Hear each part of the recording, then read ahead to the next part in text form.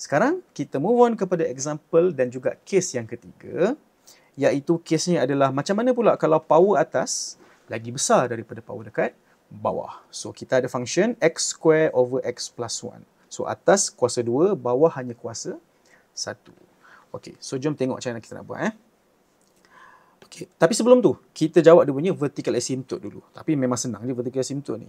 So kita punya vertical asymptote adalah simply x plus 1 equal to 0. Maka x sama dengan negatif 1. Settle untuk vertical asymptote. Now kita move on kepada horizontal asymptote pula. So macam biasa kita kena apply case, ada dua case lah dekat sini. Okay, so case yang pertama adalah approaching positive infinity. Alright, so saya buat sekejap. So limit x approaching positive infinity. Okey, so jom tengok.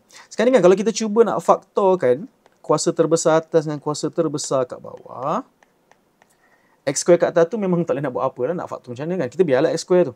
So we leave x square like this. Kat bawah tu pula kita keluarkan x. Lepas tu kita ada 1 tambah 1 per x.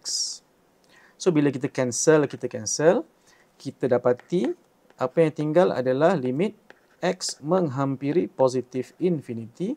So atas tu kita ada x, bawah tu kita ada 1 tambah 1 per x. Okay, so jom tengok apa jadi kalau kita apply limit to infinity. So bila kita apply limit to infinity, this will become 0. Dalam masa yang sama, ini akan jadi infinity. Okay, sebab dia tak ada benda boleh cancel. Dia tak ada nombor per dia. So dia jadi infinity. So awak ada infinity per 1. So jawapan dia apa? Jawapan dia adalah infinity. Ataupun to be specific, positive infinity lah. Kenapa? Sebab x lagi besar kat atas. Kuasa lagi besar kat atas.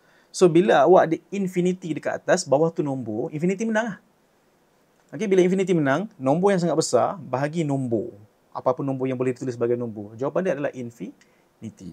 Okay, so that's the answer for approaching positive infinity. Okay, macam mana pula kalau dia approach negative infinity? Ni kita tengok So, limit x approaching negative infinity. Okay, saya ambil terus function yang last. So, kita ada x over 1 tambah 1 per x.